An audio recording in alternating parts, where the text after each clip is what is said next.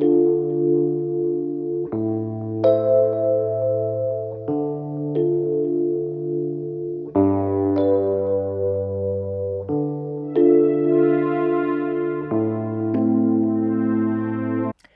up, my beautiful people, and welcome back. Make sure you like, comment, and subscribe. Bring a friend back and hit your post notification bell so you get notified every time we upload a video. On this video, I wanted to just show you guys how we make a candles at home. I'm using soy wax, and it is supposed to be vegan as well, because I'm vegan, so I don't want to, be using anything in regards to animal products.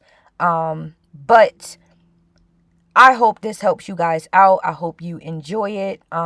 I want to let you know ahead of time, I'm not going to be talking throughout the video. So I just want to let you guys know that I leave my wax on. Make sure you use a thermostat, as you will see in the video. I leave my wax on for about 5 to 10 minutes, and when I take it off, I do not put my essential oil in there yet. I do not put the scents in.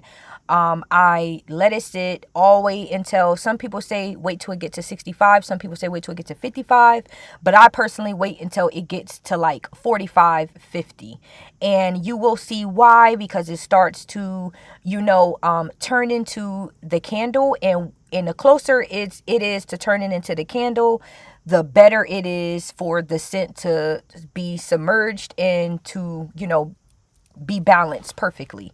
So if you try this at home and you smell it, you will see that I also put essential oil in about 3 extra times.